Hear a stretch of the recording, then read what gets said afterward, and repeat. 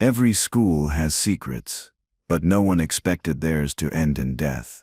At Crestwood High, the principal, Mark Lewis, was the kind of man everyone trusted, charming, calm, always smiling.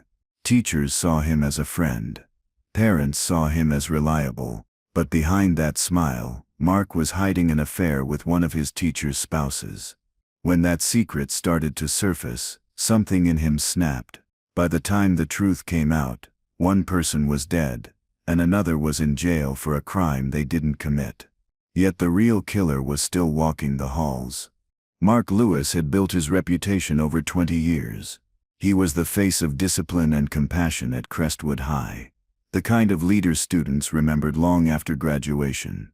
But beneath that neat image lived a quiet hunger for admiration. He needed to be liked, to be wanted, to feel indispensable. His calm tone and gentle advice masked a mind that measured every word for advantage. What no one saw was how lonely he truly was, surrounded by respect but starved of genuine affection. That emptiness was where everything started to rot. Mark's favorite teacher, Daniel Reed, was the kind of man who made everyone comfortable. Dedicated, steady, the type who stayed late to help struggling students. Mark admired him almost like a son, but it was more than that. Daniel's life looked simple and fulfilled. A loving husband, Aaron, and a small, happy home. Mark envied it in ways he didn't fully understand. The line between admiration and jealousy blurred inside him. When Aaron started volunteering at school, Mark's curiosity turned into something that felt electric. It was the first spark that would eventually set everything on fire. Aaron had the kind of warmth Mark couldn't fake. He laughed easily, remembered people's names, and treated the janitor and the vice principal the same way. Mark found reasons to talk to him, little things like event planning or charity drives. He liked how Aaron's eyes lingered when they spoke, how the conversations carried a tone that felt private. It wasn't planned. It never is. But it became the one part of Mark's day he looked forward to. And with every casual meeting, he stepped further from principle and closer to something that could ruin them all. The school's staff meetings were a blur of reports and paperwork, but Mark always made sure Aaron's name came up somewhere. He'd compliment his volunteer work or suggest more ways he could help the school. Daniel appreciated it, thinking his principal genuinely cared. The irony was sharp. Mark was helping himself. He was building a bridge toward a boundary he knew he shouldn't cross. Yet each step felt justified by loneliness. It's easy to call something wrong when it isn't feeding your emptiness.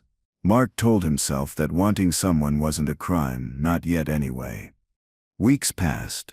Mark began leaving his office later than usual, claiming paperwork or calls. In truth, he was texting Aaron, long conversations that drifted from friendly to personal. They talked about music, bad days, and things that made them feel seen. Mark hadn't felt that in years. The attention became addictive. He started checking his phone in meetings, smiling at messages that could destroy his career. The duality thrilled him, principal by day, secret lover in the shadows of his own school. The risk felt like power, and power was something Mark always craved more than love.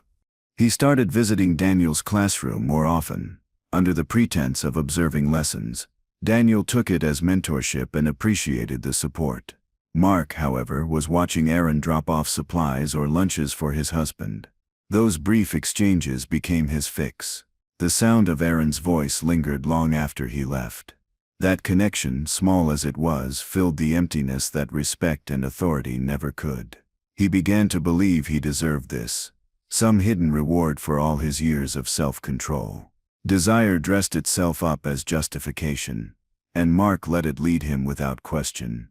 Rumors began to stir.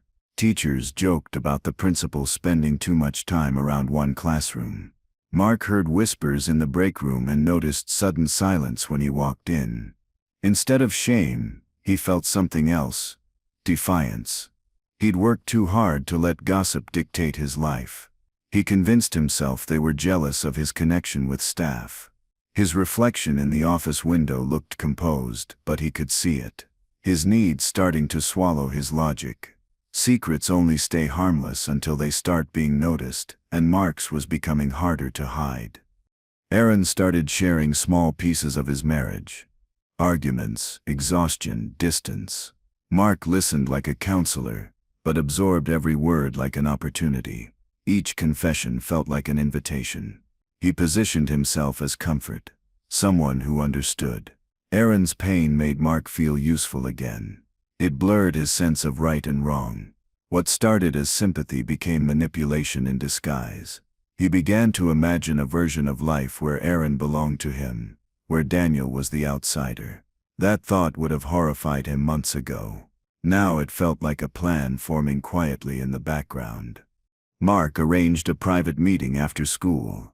Under the excuse of discussing a community project, Aaron agreed. Unaware of what it meant for Mark, they sat in his office. The school empty and still. Papers rustled softly as the world outside faded. Mark told himself this was just conversation. But when Aaron's hand brushed his while reaching for a file, it changed everything. The connection became real, undeniable. Mark's heart raced not with guilt but relief. He finally felt alive again, but he also sealed the door to any kind of redemption he might have had. After that night, Mark's behavior shifted. He was more confident, almost glowing. The staff noticed. They thought it was from professional success, new programs, improved results, but it came from secrecy. He carried himself like a man with a hidden treasure. Aaron tried to set boundaries, to pull back, but Mark only saw that as part of the thrill. The more forbidden it became, the more he wanted it.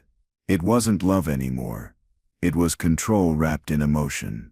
He was now protecting something that could destroy him if exposed, and that danger felt intoxicating. Daniel began sensing distance at home.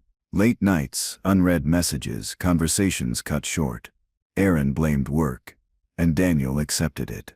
He had always trusted easily, never suspecting betrayal could come from people he respected most. At school, Mark encouraged Daniel to take on extra projects, giving him less time to spend at home. It was strategy disguised as opportunity. Every choice Mark made drew Aaron closer, and Daniel further away. What he didn't realize was how fragile that web was. One mistake, one slip, and the illusion of control would shatter beyond repair. Mark's secretary, Claire, began noticing inconsistencies. Schedules changed suddenly. Files went missing. The principal seemed distracted. She'd been with the school for years and knew his patterns too well. One afternoon she walked into his office and found a note beside a half-eaten piece of cake. Aaron's handwriting on the box. It was a small thing, but it didn't fit. Mark's composure cracked for just a second when she asked about it. That forgotten birthday cake meant for a student became a clue of something much deeper. Secrets rarely announce themselves, they slip through ordinary details.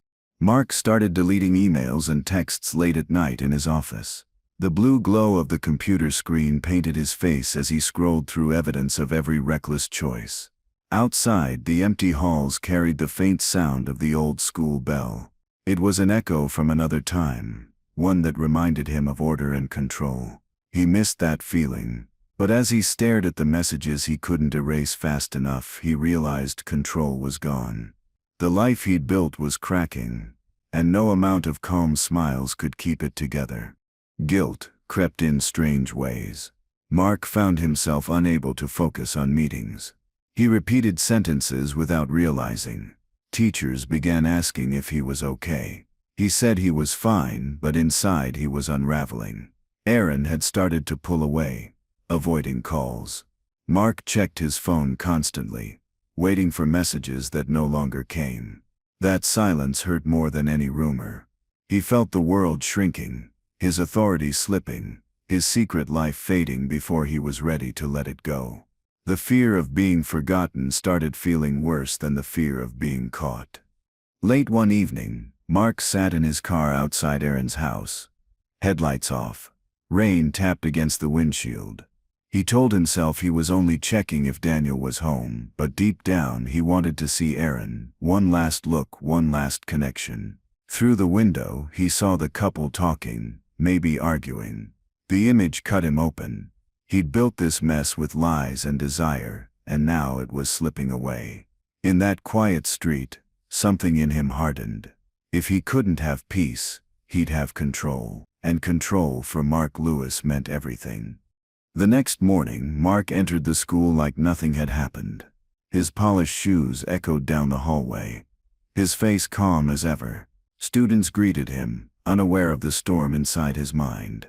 He smiled, shook hands, and pretended to listen to small talk. But every corner of the building reminded him of Erin. The staff lounge, the office, the courtyard. He'd turned his workplace into a stage for deceit, and the act was beginning to wear him down. Every interaction felt like a performance he could no longer control, but quitting wasn't in his nature. He decided to push forward by increasing Daniel's workload. New committees, late-night grading sessions, and extra responsibilities began stacking up. Daniel took it all as trust from his principal. Mark framed it that way on purpose, keeping him too busy to notice anything strange at home. It worked for a while. Daniel's exhaustion masked the distance between him and Erin, but guilt and paranoia grew in Mark. The more control he had, the more he feared losing it. Love, if it had ever existed, was now a tool, something to bend until it fit his obsession. Erin tried to end things quietly. He stopped answering texts and skipped volunteering shifts. Mark noticed right away. Each unread message gnawed at him. He began to imagine Erin meeting someone else or reconciling fully with Daniel. The thought made him restless. His hands trembled when he saw Daniel's name appear on his schedule for a staff check-in. It felt like his two worlds colliding. He told himself that Erin just needed space, that this was temporary. But the truth was simpler. Erin was scared and Mark was becoming someone people feared without realizing why. Claire, the secretary, noticed how often Mark stayed late. She began recording small details, a missing form, unusual calls, unfamiliar handwriting. She didn't suspect the affair, just sensed dishonesty. One night, she walked past his office and saw him staring at his phone, whispering to himself, almost rehearsing lines. The glow from the screen lit up his expression, controlled but cracked. She wrote a note in her planner, something wrong with the principal. It would be weeks before she realized how right she was. That simple observation would later help detectives piece together the timeline of deceit. Mark started manipulating digital records to cover his tracks. He altered Daniel's attendance logs and resubmitted budget reports with subtle changes. He called it precaution, but it was panic in disguise. In his mind, the school was his territory, and every document was a weapon or shield depending on how he used it. He'd built a career on trust, and now he was twisting that same trust into a wall of protection. The irony didn't bother him anymore. As long as he could control the narrative, he could survive. That belief kept him moving. Rumors about Daniel started surfacing. Missing supplies, late submissions, careless mistakes, none true, all traceable to Mark's quiet interference. The gossip spread just enough to cause doubt without proof. Daniel felt humiliated but blamed stress. Erin urged him to take time off, unaware of who was truly behind it. Mark watched the cracks widen with satisfaction. He told himself it was for love, that Erin deserved a better life, one free from Daniel's flaws. It was a lie he repeated, until it sounded noble. In truth, it was just another layer of his growing delusion. Mark's obsession spilled into his personal life. He stopped visiting family, avoided friends, and spent nights scrolling through Erin's social media. Every photo became evidence of loss. He started tracking likes and comments, wondering who Erin was smiling for. He even called from a blocked number once, just to hear Erin's voice. The moment he heard it, he hung up, realizing how far he'd fallen. Control and longing were now the same thing. He wasn't in love anymore. He was addicted. And addiction never ends quietly. It demands a crash, one that always comes too late. Aaron finally confronted him. It was outside the grocery store, a conversation that looked polite from afar but carried panic beneath every word. He told Mark to stop contacting him, that he planned to tell Daniel the truth. For Mark, it wasn't just rejection, it was betrayal. Everything he'd risked, every lie he'd told, was now in danger. He felt a strange calm as he nodded, pretending to understand. But behind that calm, a plan began forming. If Aaron wanted to confess, Mark would make sure that confession never saw daylight. Love had become war. That night, Mark sat in his office long after everyone left. The rain outside blurred the windows, and the hum of the lights filled the silence. He wrote a list of everything that could expose him: texts, schedules, files, and started erasing what he could. Each deletion made him feel lighter, more in control. When he reached Aaron's name, he hesitated. He told himself this was mercy, not cruelty. In his head, the logic made sense. If Aaron couldn't talk, Daniel would never suffer, and Mark's image would stay clean. That thought settled into a dangerous peace. Mark texted Aaron to meet him at the school, claiming it was about Daniel's job. Aaron agreed, wanting to end things clearly. The building was dark when he arrived, the main hallway lit by a few emergency lights. Mark met him near the parking lot, calm and polite. They spoke for only a few minutes before voices rose. Words turned sharp. Mark's control cracked for the first time. In the struggle that followed, Aaron stumbled, hitting his head against the car door. The sound echoed, then stopped. Mark stood over him, frozen by what he'd done. Panic washed through him, but he forced himself to move. He looked around. No witnesses, no cameras facing the lot. He told himself it wasn't murder. It was an accident. He had to protect himself. That's all. He pulled Aaron's wallet from his pocket and scattered contents near the curb to make it look like a robbery. He wiped prints, dragged the body just enough to confuse the scene, and drove off. By the time he reached home, his mind had already rewritten the story. He convinced himself he was the victim of circumstance, not choice. The next morning, the school buzzed with news of the incident. Staff gathered in small groups whispering theories. Mark played his role perfectly. Shocked, sympathetic, composed. He called an emergency meeting, expressed sorrow, and promised full cooperation with authorities. Daniel arrived, pale and shaking, unaware that the man comforting him had taken everything from him.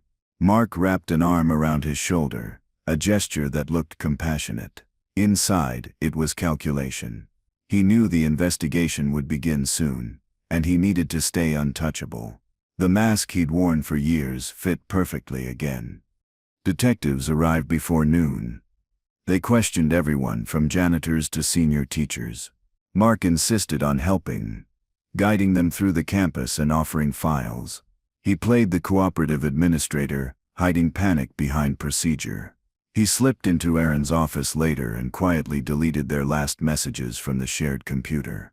His actions were quick, practiced. When he looked up at the window, he saw his reflection smiling back, steady, professional, untouchable. For a moment he believed it.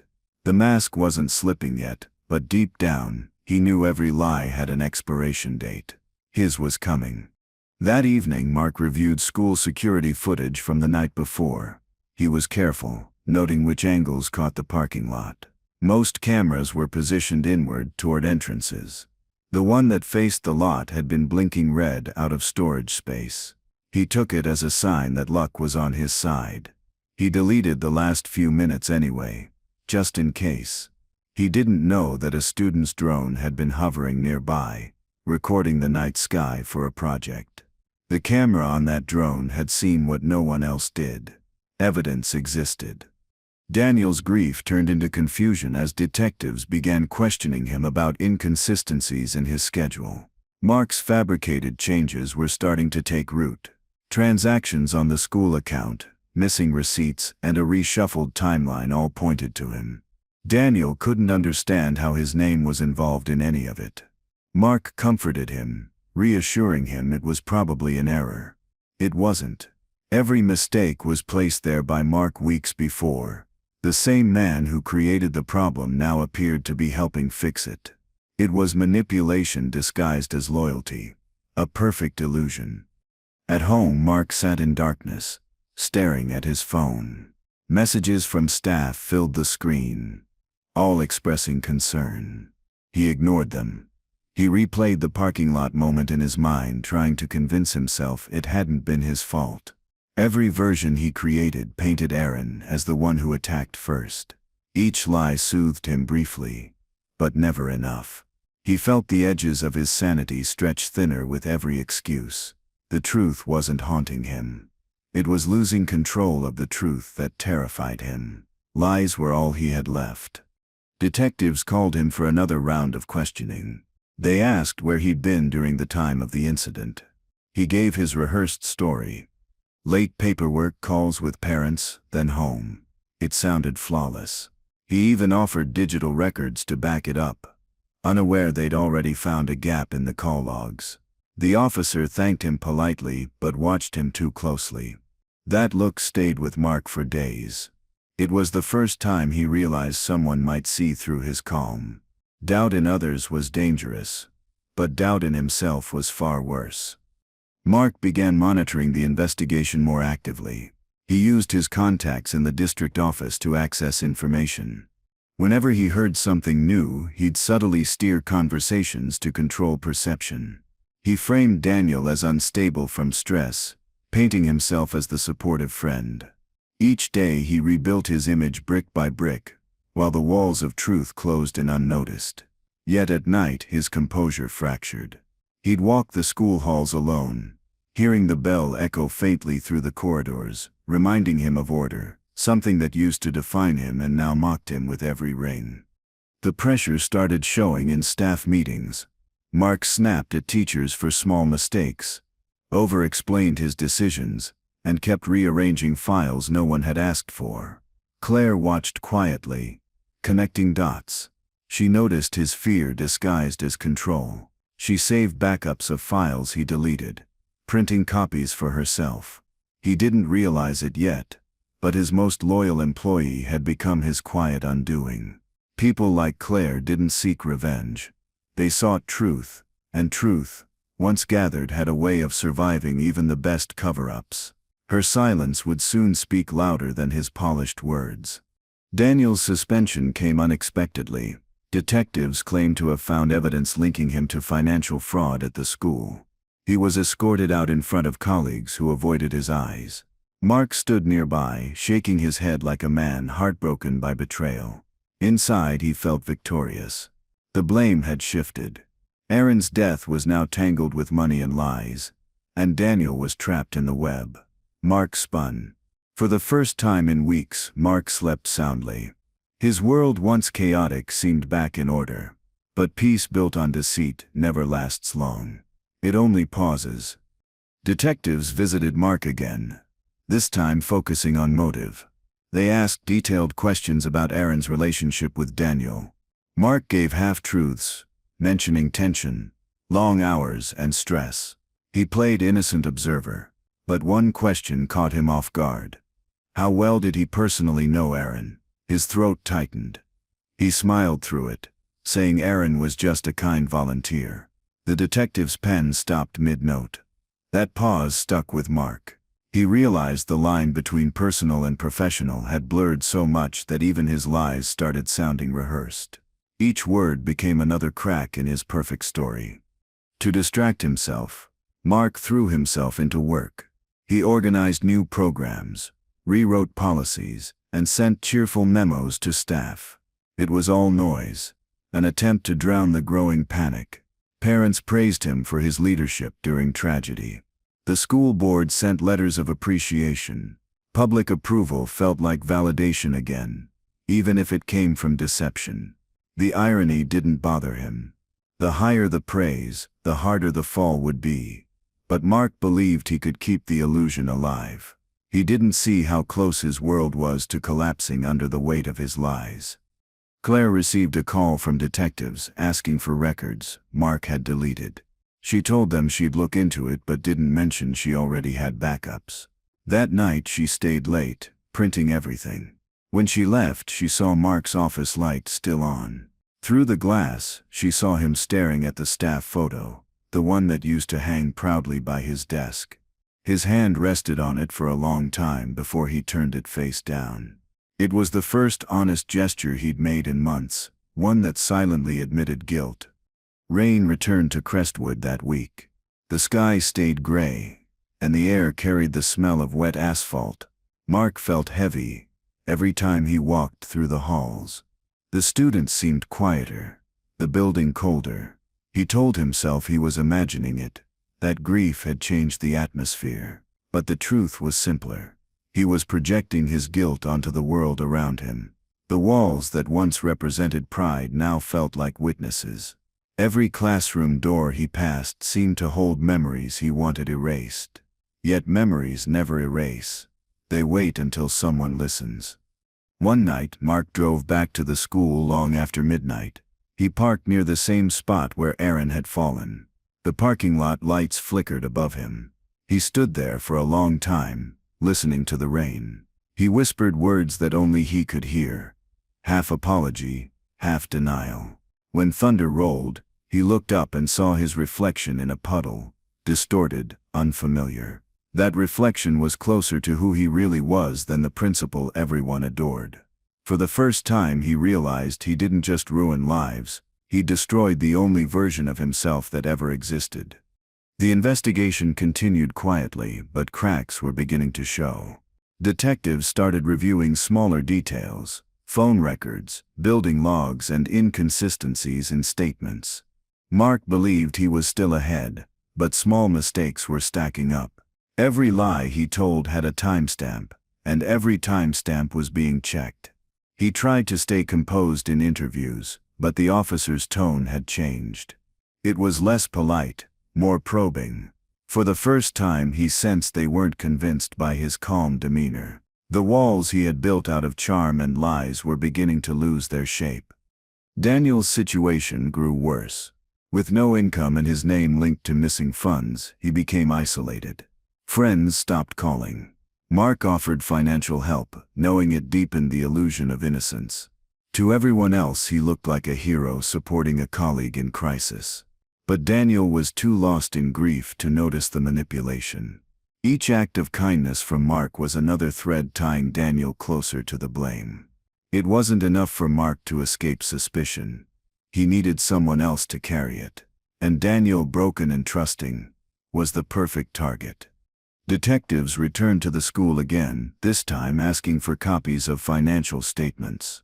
Mark guided them personally, printing files and pretending to assist.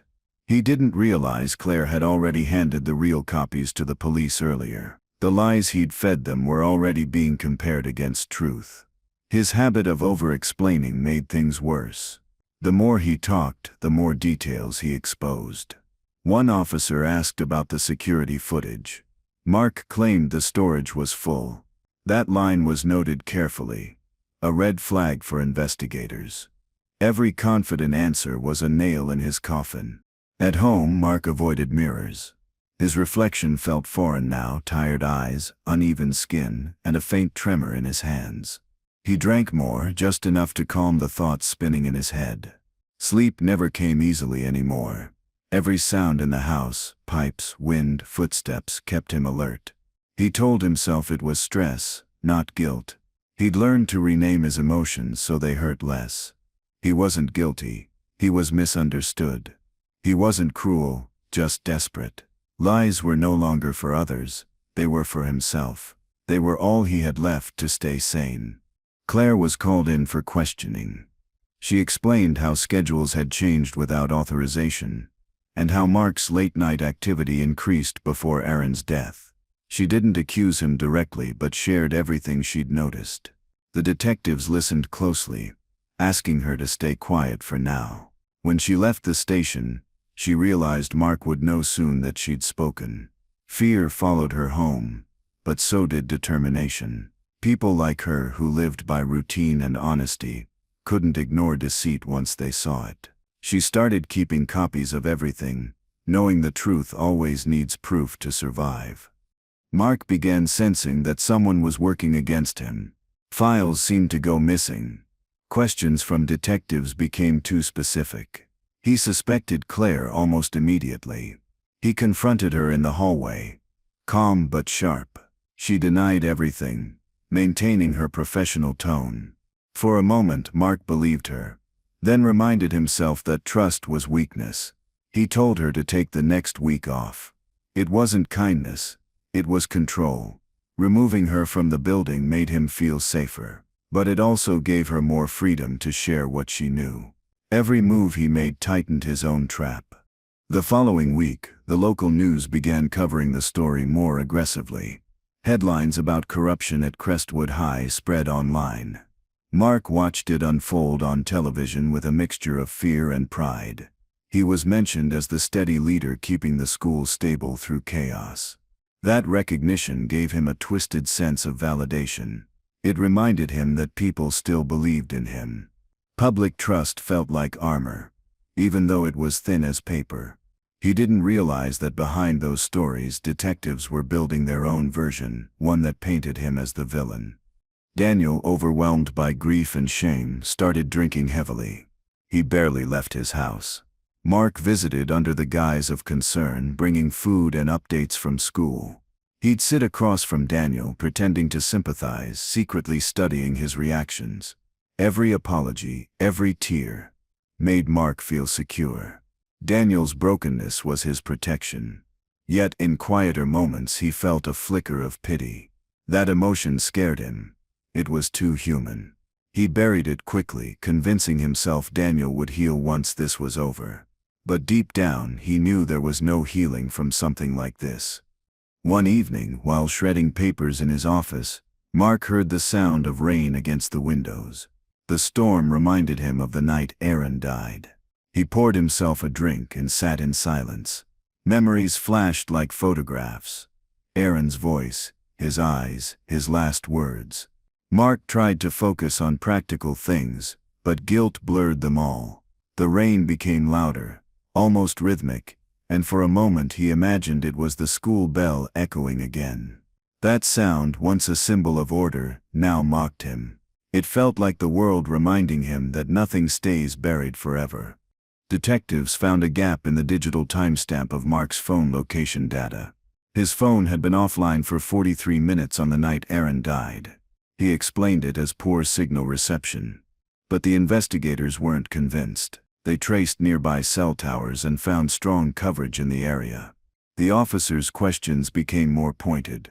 But Mark kept smiling. He'd trained himself to use charm as armor. Yet when he left the station, his hands wouldn't stop trembling. The illusion of control was fading. It was only a matter of time before the truth broke through. Mark called the superintendent to discuss early retirement, pretending to be exhausted from stress. He wanted to leave before things collapsed completely. But the call didn't go as planned. The superintendent asked about irregularities in the budget and told him that internal auditors had been notified. Mark realized his escape route was closing. Retirement wouldn't save him anymore. Everything he'd built was turning against him. His reputation, his staff, even the system he'd mastered.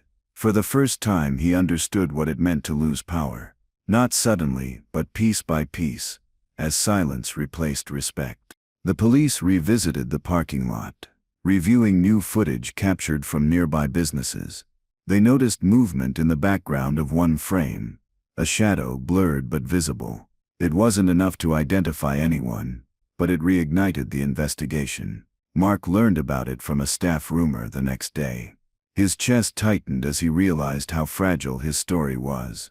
He thought about deleting more files but decided against it. Too many eyes were watching. The calm persona he wore was cracking. Even his voice, once steady and measured, now carried an edge of panic he couldn't hide. Mark started avoiding meetings and skipped community events. Parents began whispering that something was wrong with their principal. He'd gone from hero to rumor in a matter of days. He tried smiling through it, but the weight of isolation grew heavier. The building that once gave him pride now felt like a cage. The halls seemed longer, the classrooms quieter. He walked past Aaron's old volunteer desk one afternoon and stopped. A forgotten file sat there with Aaron's name written across it. He stared at it for minutes before moving on, pretending it meant nothing. Daniel's lawyer contacted detectives questioning the fraud allegations. The inconsistencies were clear. Signatures mismatched, documents altered. The focus shifted again. Mark could feel the tension changing direction. He tried to stay ahead by crafting new explanations. But there were too many holes now. Every lie required another to fill it. He stayed late at school that night, surrounded by papers and empty coffee cups. His once organized desk looked chaotic. It reflected the state of his mind, cluttered, desperate, and drowning under the weight of too many secrets. The perfectionist in him was losing control of his own creation. Claire returned from her break and noticed how empty the office felt.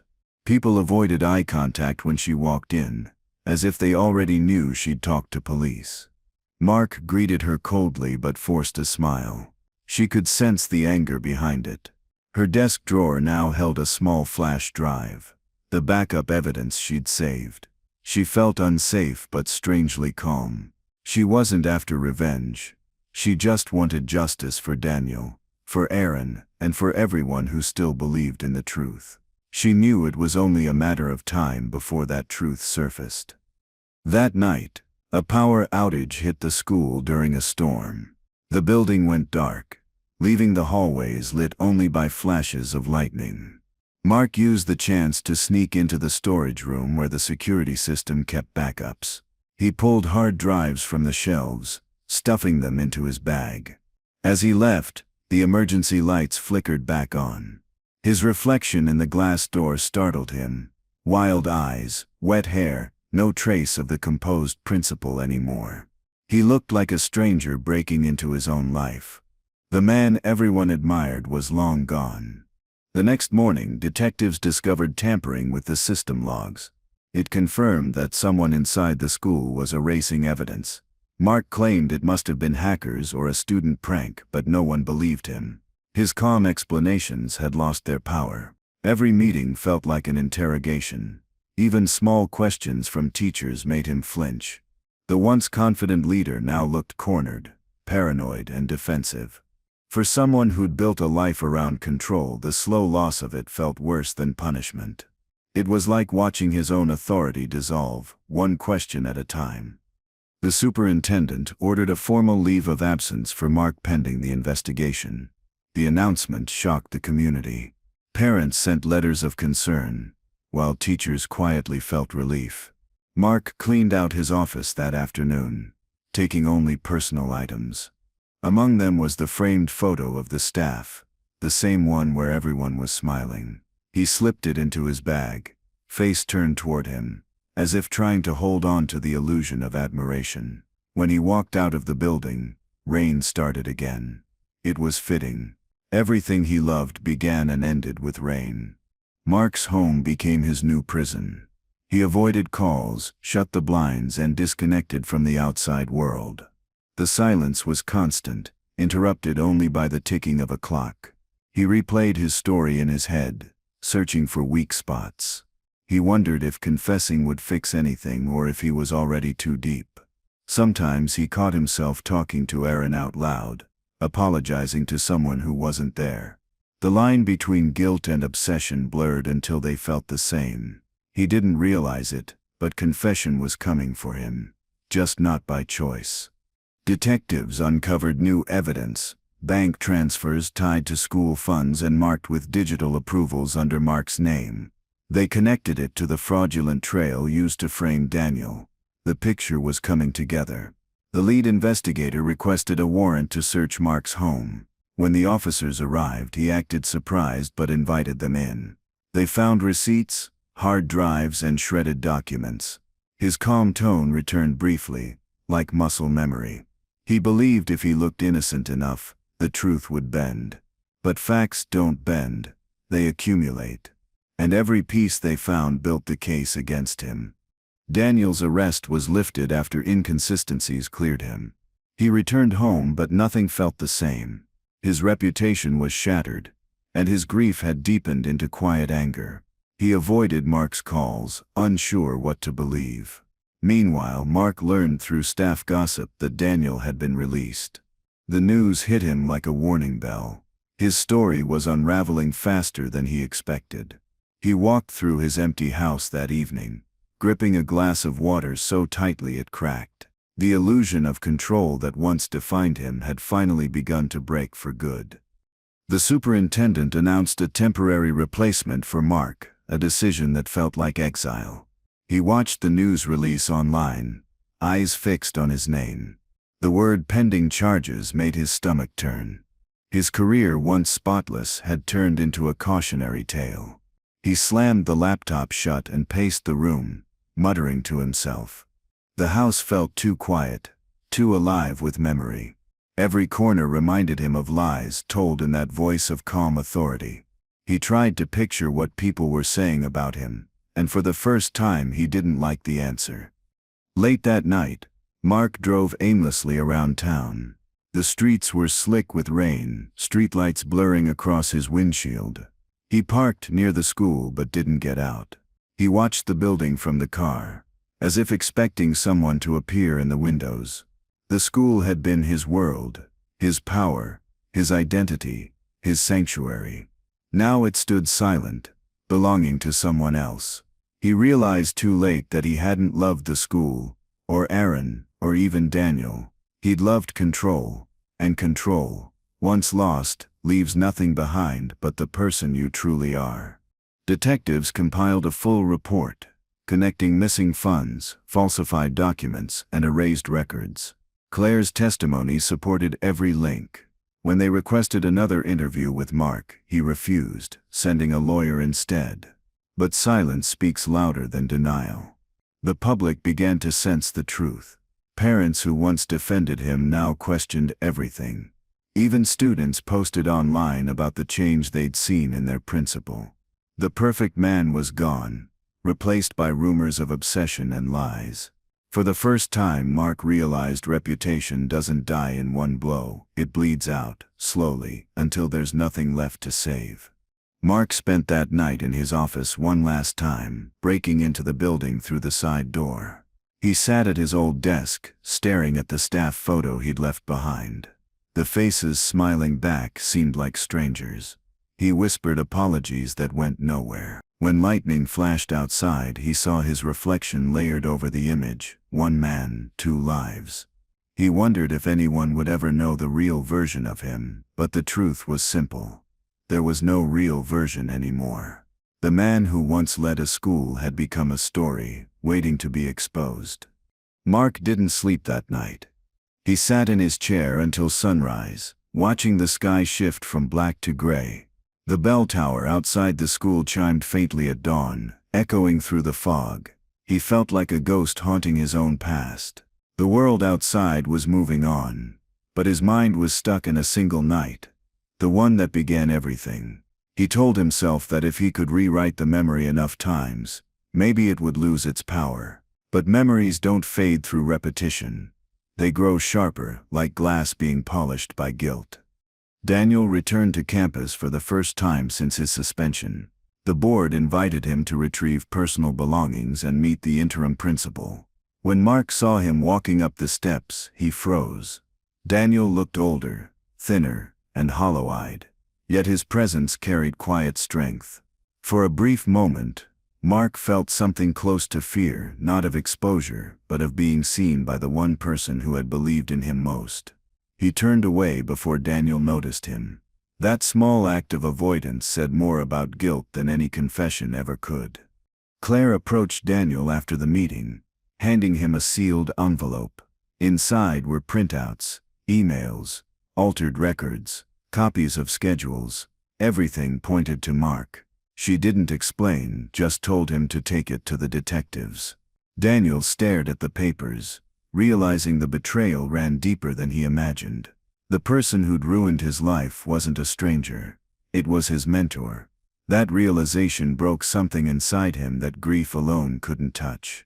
It wasn't about Aaron anymore. It was about justice. For the first time in months, Daniel had direction.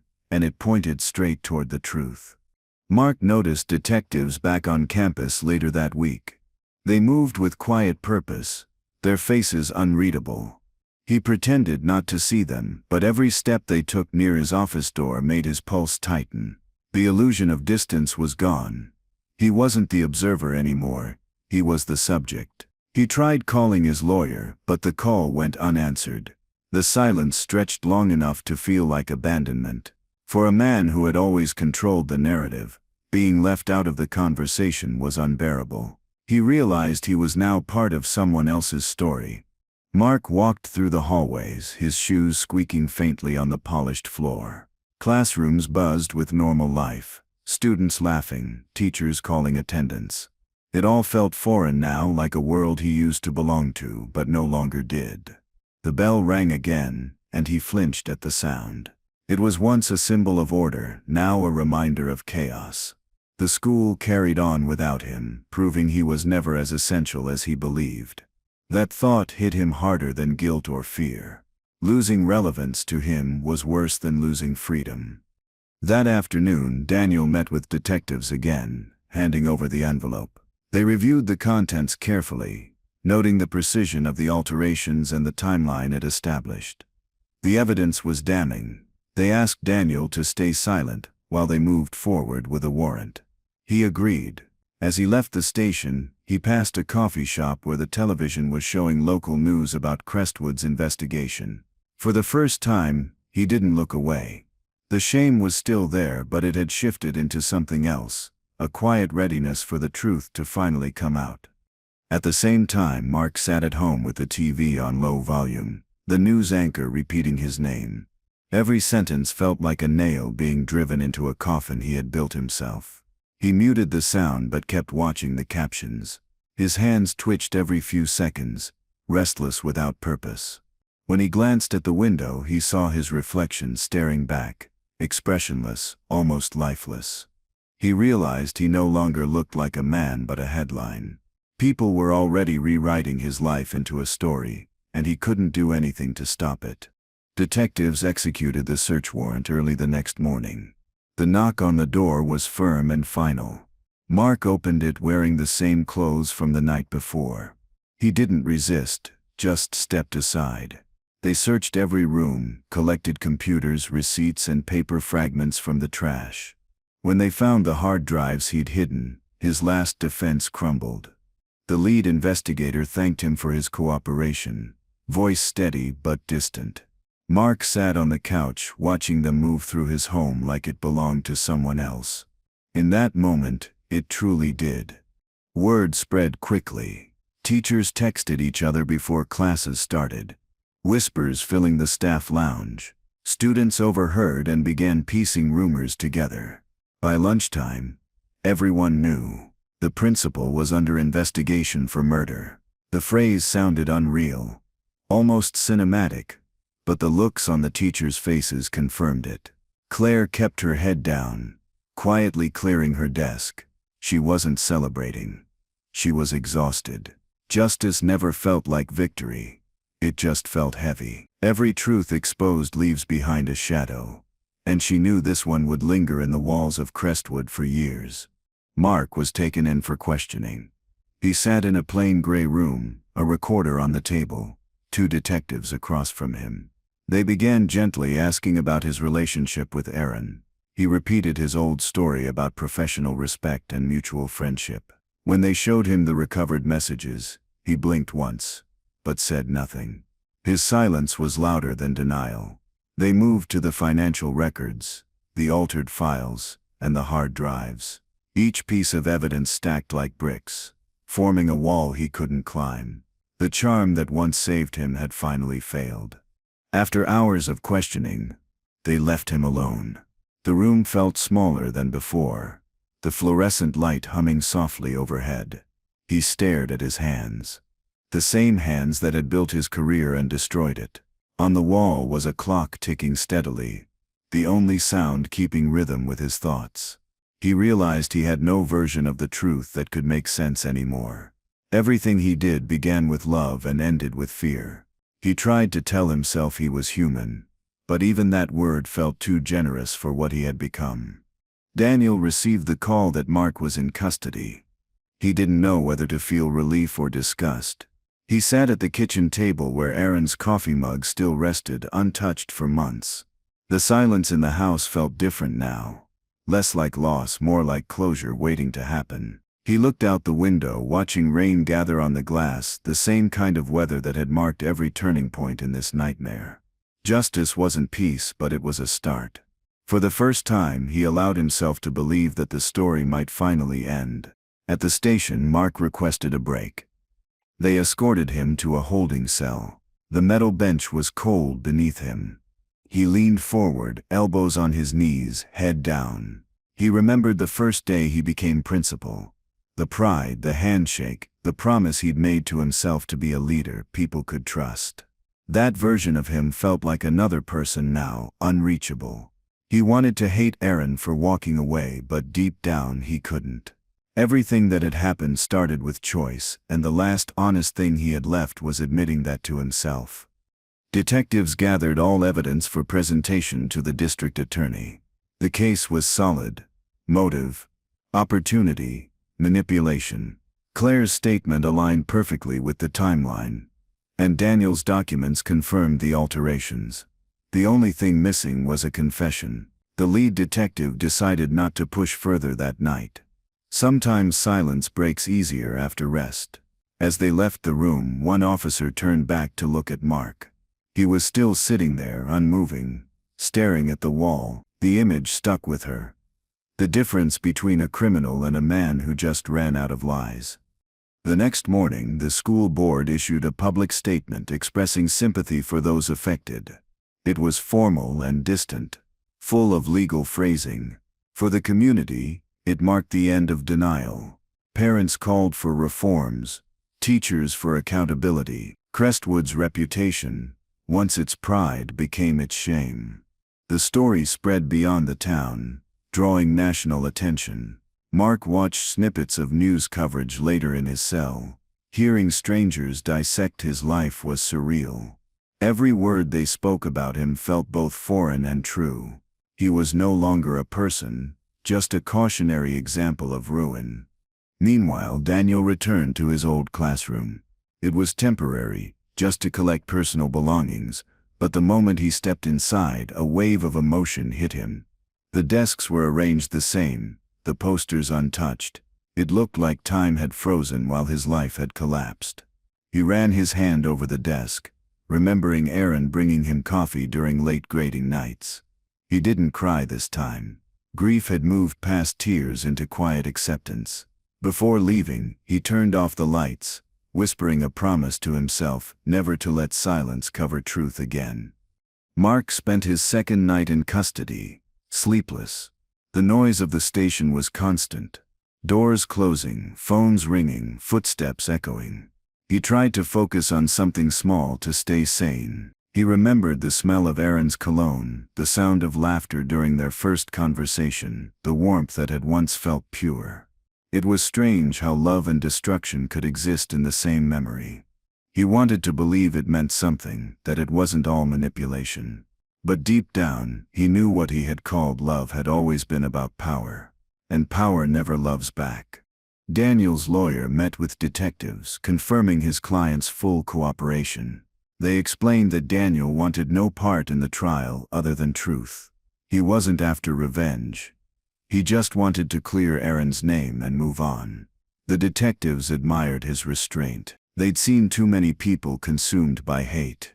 As they finalized reports, one of them mentioned that Mark might confess soon. Daniel nodded quietly. He didn't need to hear the details. The truth was already enough. For the first time, he didn't feel like a victim. He felt like a survivor. Mark's lawyer tried to negotiate a plea deal, but prosecutors weren't interested. The evidence was too strong. They wanted a confession for closure. Mark listened to the terms reduced sentence in exchange for truth, but he didn't respond. He wasn't sure if he wanted mercy anymore. The lie had gone too far, and so had the person telling it.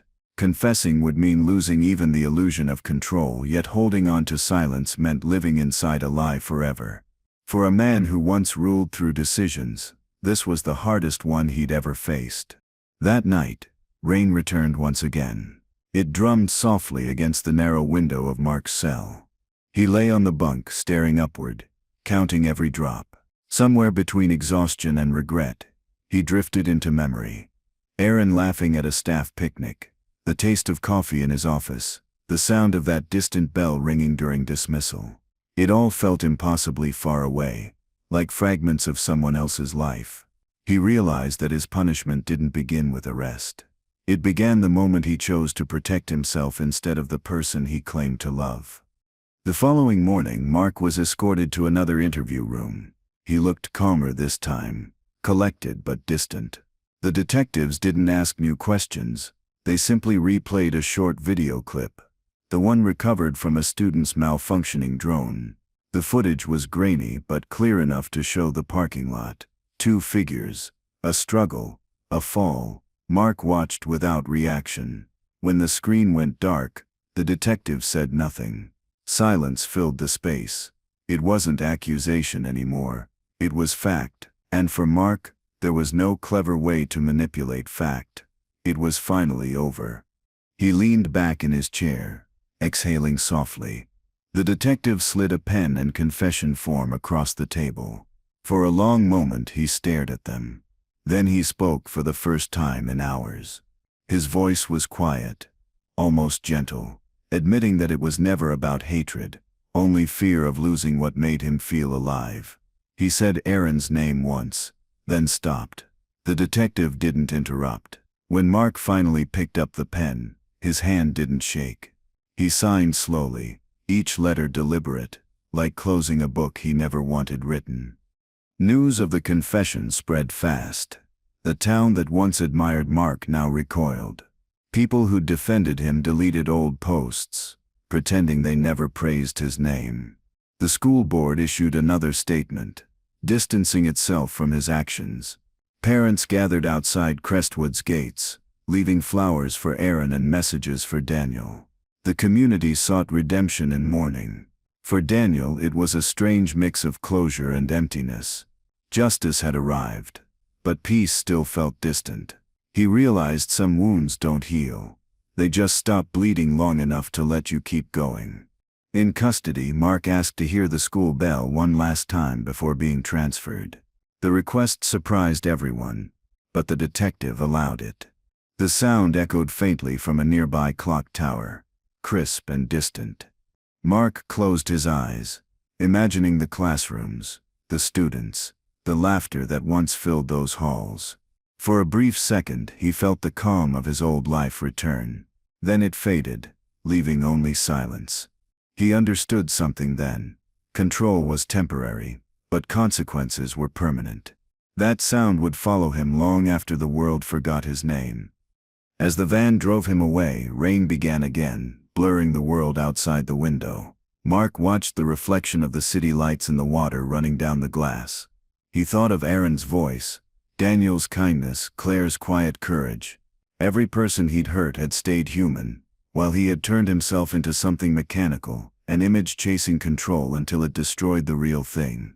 The bell from Crestwood rang faintly one more time as he disappeared from view, not as a principal or leader but as a man consumed by the lie he built around love. The courtroom was quiet when Mark appeared for the first hearing. Cameras lined the hallway, journalists whispering as he entered in handcuffs. He didn't look up once. His lawyer spoke on his behalf, but his silence said more than any defense could. The prosecutor outlined the timeline. The affair, the manipulation, the falsified records. Every word felt like a mirror reflecting back the man Mark had become. He sat motionless, eyes fixed ahead, but his thoughts drifted back to the halls of Crestwood, where everything began, and where, in a way, he'd already been sentenced. Daniel sat in the back row, away from the cameras. Seeing Mark in that state felt strange, neither satisfying nor comforting. There was no victory in watching a man who once seemed untouchable reduced to a headline. When the hearing ended, Mark was escorted out, his eyes briefly meeting Daniel's. No words passed, but the look was enough. It was the silent acknowledgement that both had lost something that could never be recovered. One lost freedom, the other lost faith. Between them hung a truth heavier than punishment: how easily love and trust can turn into ruin. Claire testified next, explaining the records she found, the alterations, and how she preserved backups. Her calm tone carried more power than anger ever could. The courtroom listened closely as she detailed the nights she suspected something was wrong. When she finished, the prosecutor thanked her, and she stepped down quietly. Outside, reporters waited, but she said nothing. Truth, she believed, didn't need noise. It only needed patience. She walked away from the courthouse and didn't look back. For her, the story was over. For everyone else, it was still unfolding in pieces. Inside prison, Mark was assigned a cell with a view of the courtyard. The structure was old, the walls damp, the sounds of distant voices constant. He spent his first week in silence, refusing visitors or calls. He found comfort in routine, waking up early, eating what was given, keeping to himself. But at night, the past replayed in fragments. He remembered Aaron's laughter, Daniel's loyalty, Claire's suspicion. Each memory arrived like a lesson too late to learn. He realized that the punishment wasn't isolation. It was remembering every detail of what he'd destroyed and why.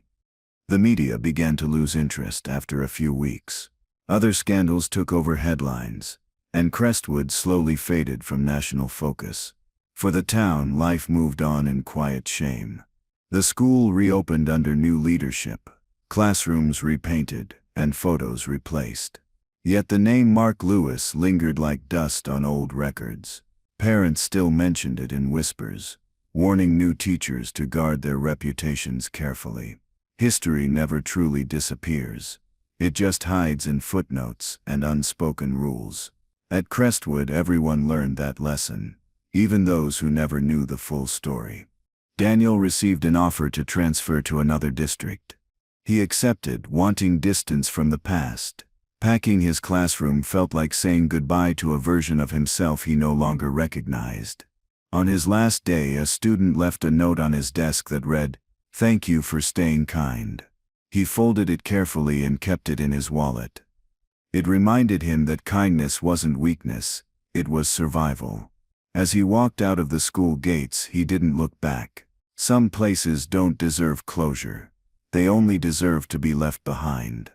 Mark adjusted to prison life slowly. The routines became his shield from thought. He joined the library staff, sorting books, finding peace in the repetition. But small moments still haunted him. The echo of footsteps in the hallway, the clang of doors, the faint sound of bells from a nearby chapel. Each one reminded him of the world he used to control. Now control meant finishing tasks on time and following orders. He thought often about writing his story, not for sympathy but as an attempt to understand himself. He wondered if understanding could still count as redemption. Daniel visited Aaron's grave every Sunday. The flowers changed with the seasons: lilies in spring, roses in summer, and leaves in fall. He spoke quietly, not as a ritual, but as conversation. He told Aaron that justice had come, though it didn't feel the way he imagined. Peace wasn't loud or bright. It was a quiet acceptance that some endings never heal cleanly. As he left the cemetery, rain began to fall, gentle and steady.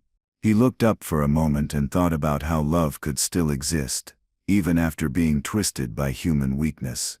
In his cell, Mark received a letter from the superintendent, a formal notice revoking his license to work in education. He read it twice, folded it neatly, and placed it under his pillow. The words didn't anger him.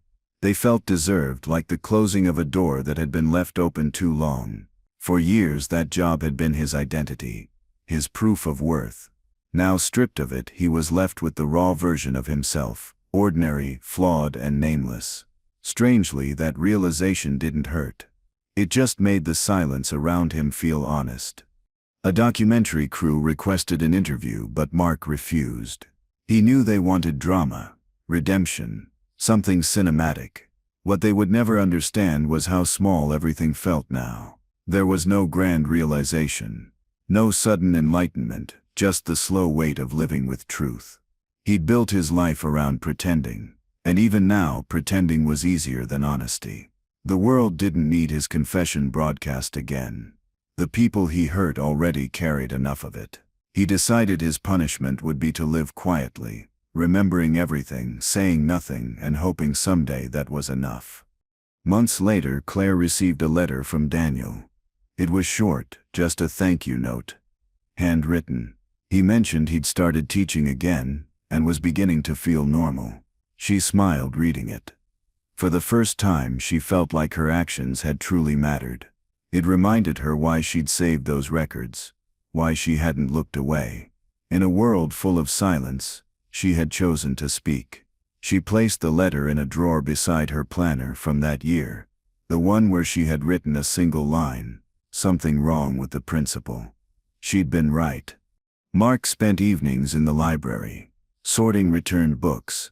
He liked the quiet weight of pages, the smell of old paper, the order of things that made sense. One day he found a book with a red thread marking a page. He pulled it out, curious. The thread reminded him of Aaron's scarf, the one he used to wear in winter. The memory struck like lightning. Beautiful, then gone.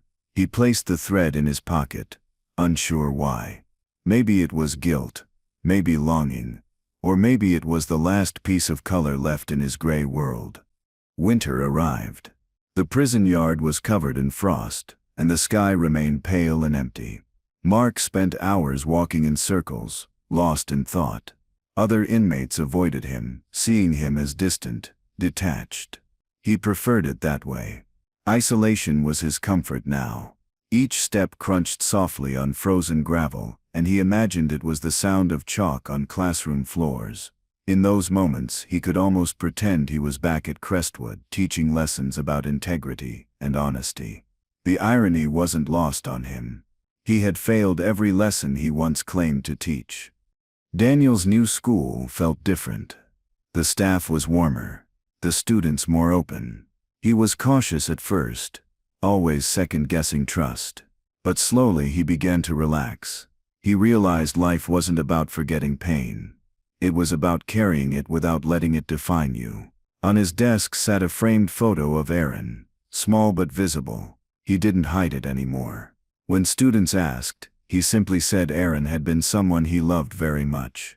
It was the first time he'd said it out loud without breaking. That small act felt like reclaiming something that had been stolen. Mark's lawyer visited him one afternoon to discuss appeals. He refused them all. He said there was no point in rewriting what had already been proven. The lawyer looked at him with quiet pity before leaving. Mark returned to his bunk, staring at the ceiling. The light flickered overhead, casting shifting shadows across the room.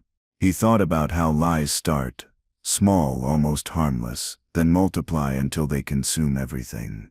His story had begun with loneliness and ended with loss.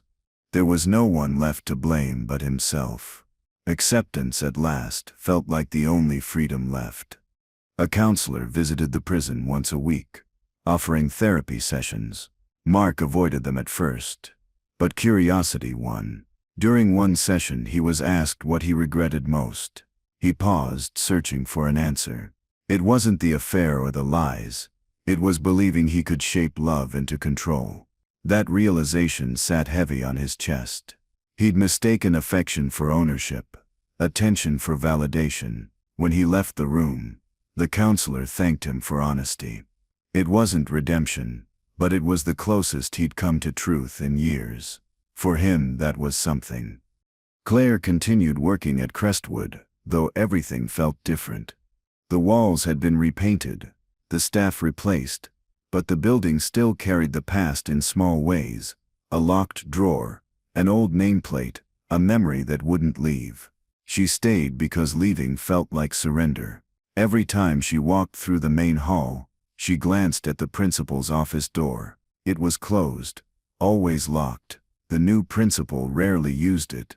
She wondered if that was superstition or respect for what had happened there. Either way, it stood as a quiet warning carved into the school's history. Daniel was invited to speak at a teachers' conference about resilience in education. At first he declined, not wanting to reopen old wounds, but later he reconsidered.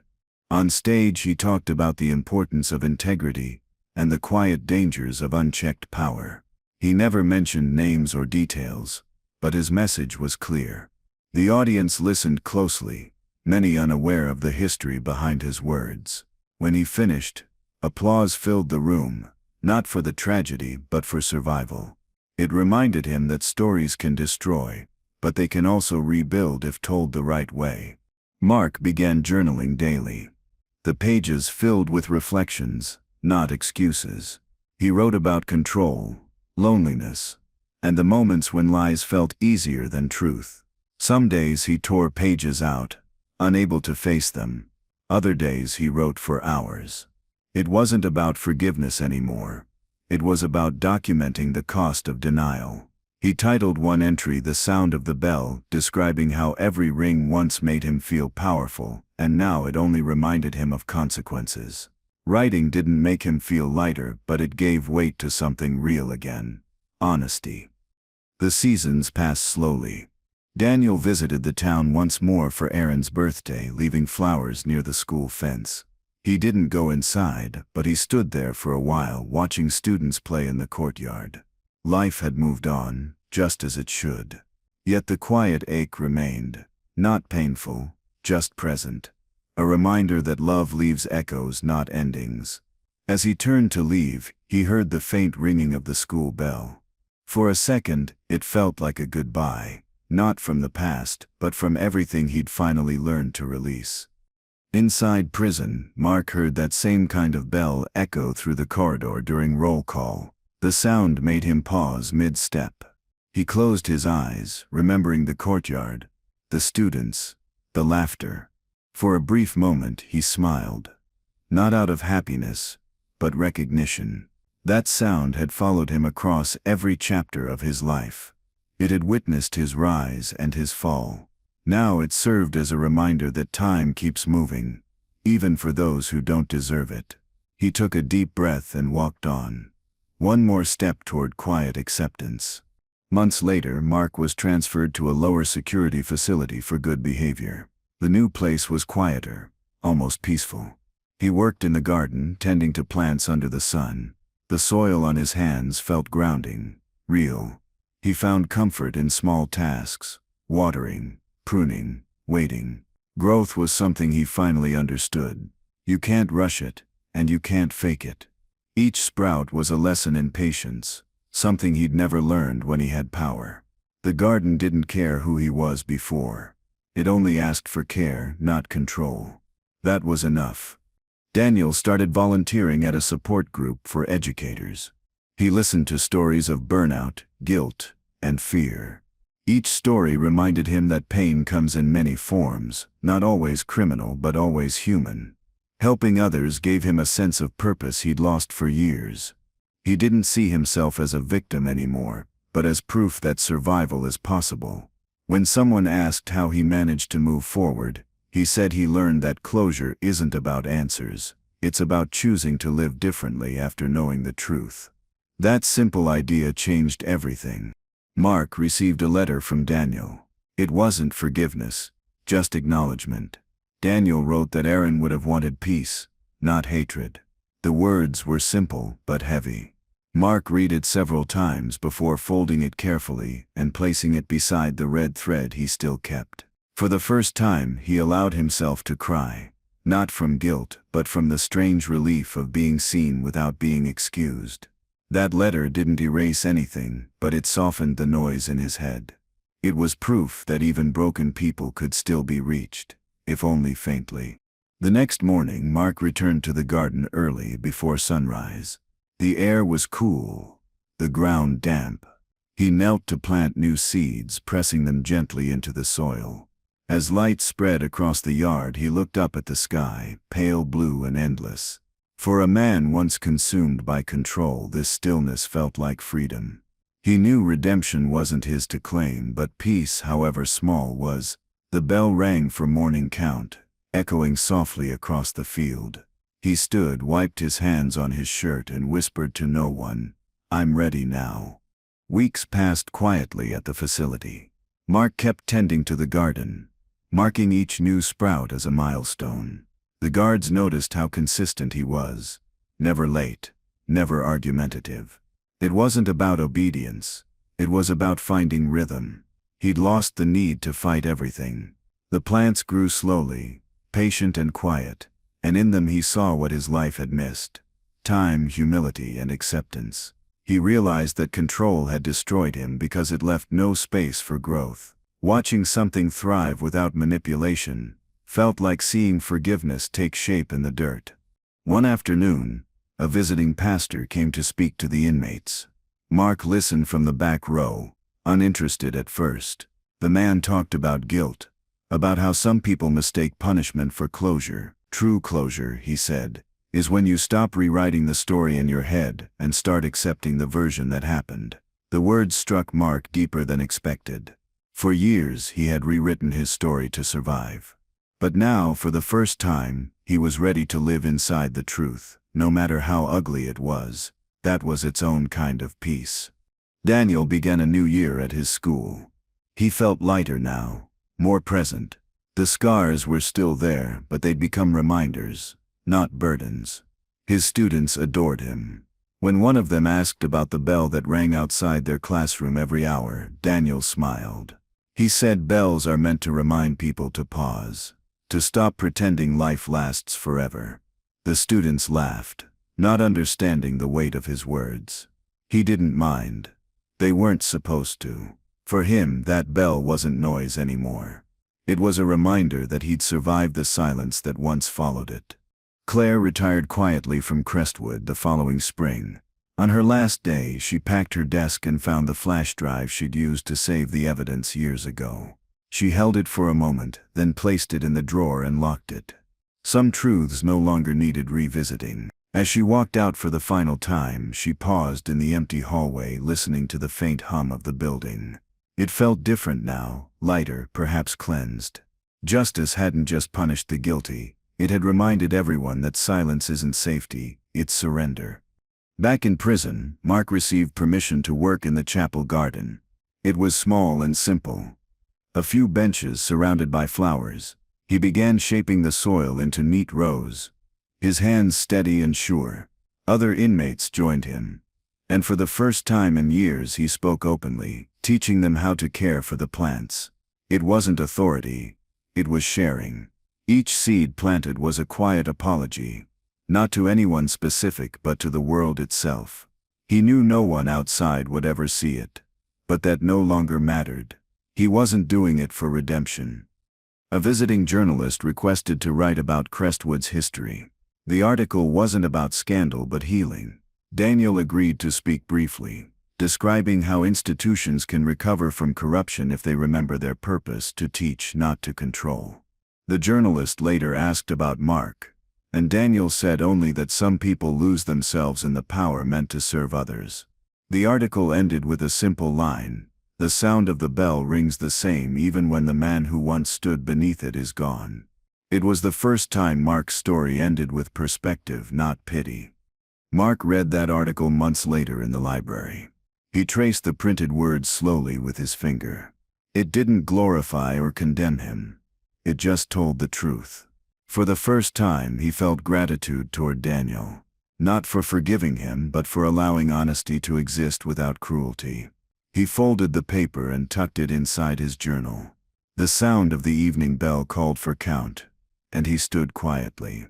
That sound, once terrifying, now felt grounding.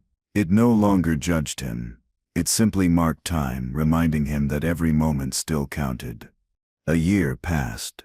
The garden flourished. Roses, tulips, and sunflowers blooming against concrete walls.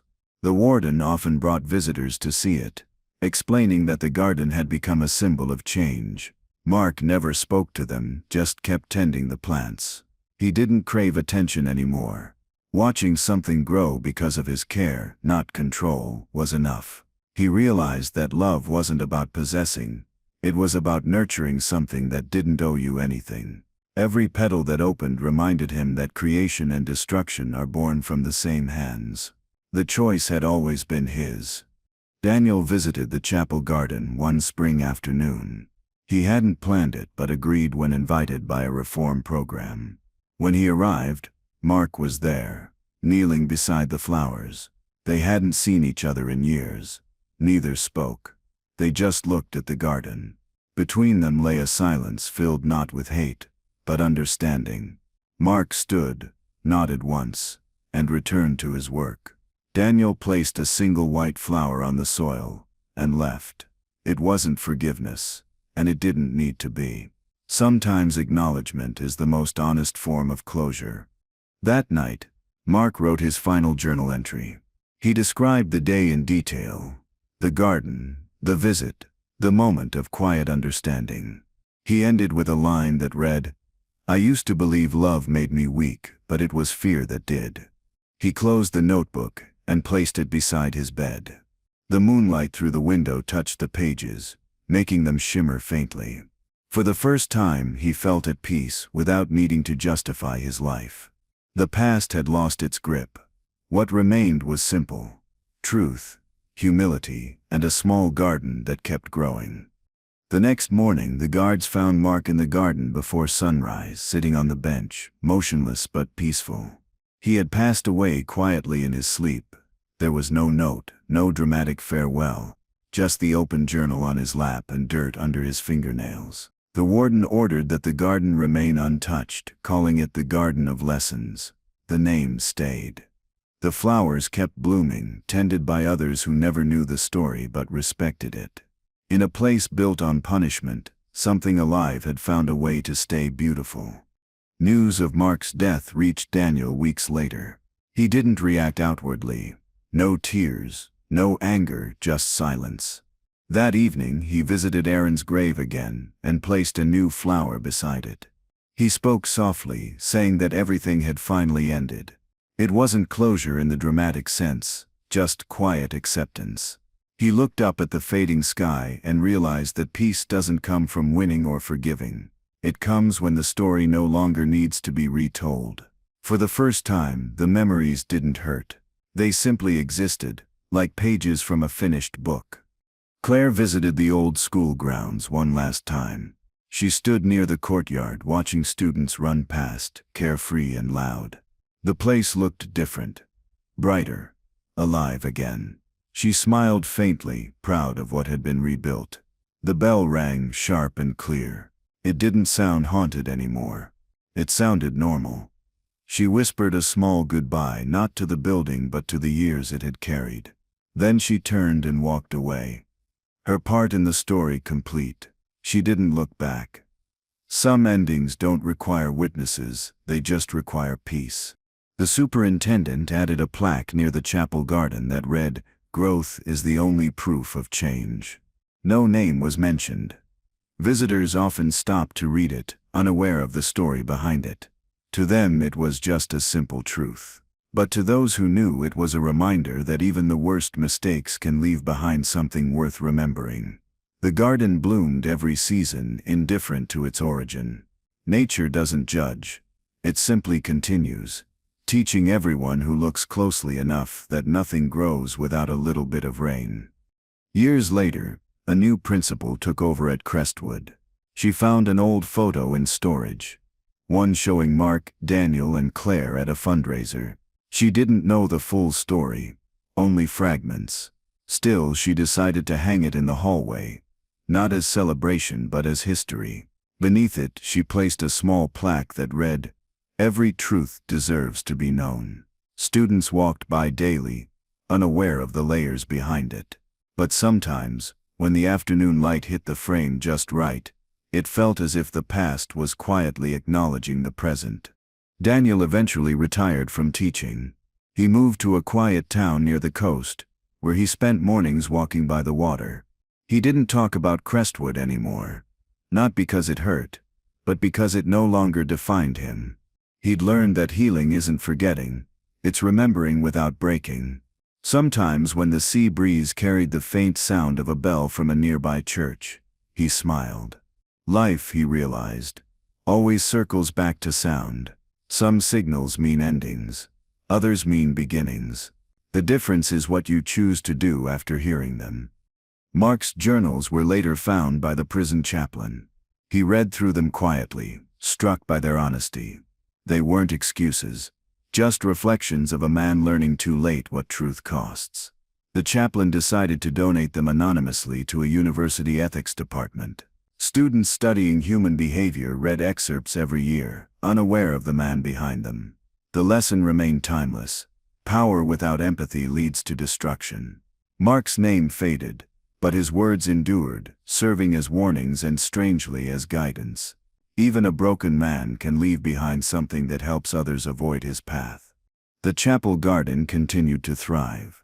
New inmates took turns caring for it, unaware that the man who started it had once destroyed lives. Under the sun, labels like sinner or saint didn't matter. The flowers grew for everyone equally. Guards said the garden calmed the yard, softened tempers, made the place feel human again. In a world built on punishment, something gentle had taken root. No one planned it that way. It just happened. Maybe that was the universe's way of balancing things, turning guilt into growth and pain into something that finally gave back. Daniel found out about the garden years later through an article. The image showed rows of flowers against concrete walls. He stared at it for a long time, then folded the paper and placed it inside his old journal.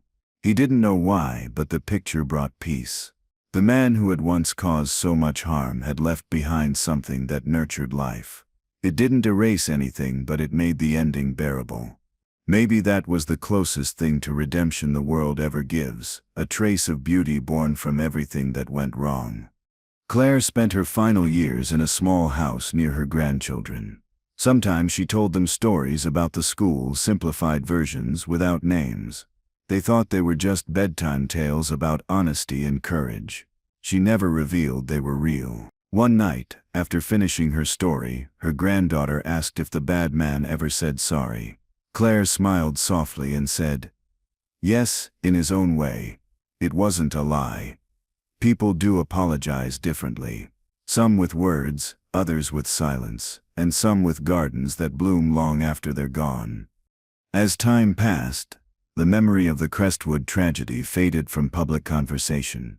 The town grew, new generations filled the classrooms, and the bell kept ringing every day. But within those who had lived through it, something stayed, a quiet awareness of how quickly trust can turn into danger when power goes unchecked. It wasn't fear anymore, it was wisdom. They carried it like a shared secret, a reminder to never let admiration blind them again. The story had ended, but its echo remained woven into the rhythm of everyday life. The garden at the facility became a tradition. Every new inmate was asked to plant something, a flower, a seed, anything that could grow. It became a symbol of responsibility, of nurturing rather than destroying. No one mentioned the man who started it, but his presence lingered in the care they gave. The guards noticed fewer fights, calmer nights. Growth had replaced despair, at least in small ways. It wasn't redemption in the religious sense. It was balance. The world finding a way to turn even guilt into something that quietly heals what it once broke. Years later, the old prison was shut down and turned into a rehabilitation center. The garden stayed. The plaque still read "The Garden of Lessons," untouched.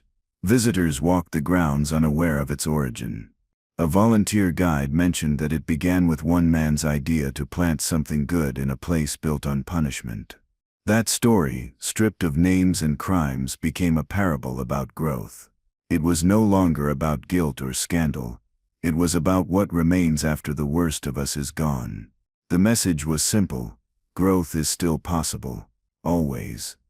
On the coast, Daniel walked along the shore one last time before moving inland to live near family. The wind carried faint sounds of distant bells from the church nearby. He paused, looking out over the ocean. The sun was setting, the sky burning gold. He thought of Aaron, of everything lost and everything learned. He realized that some stories don't need happy endings, they just need to end honestly. The tide rolled in, washing over his feet, cold and grounding. For the first time in decades, he felt completely free of the past. In the end, the bell at Crestwood kept ringing, unchanged through time. Students heard it without knowing its history, its weight, or its meaning. To them, it was just sound. But for those who remembered, it symbolized everything: love turned obsession, truth buried and unearthed, guilt that grew into something living. The garden still bloomed each season, proof that even the darkest choices can leave behind a trace of light. Mark's name faded, but his final lesson endured. Some people destroy out of hatred, others out of fear. But only love has the power to rebuild what's lost.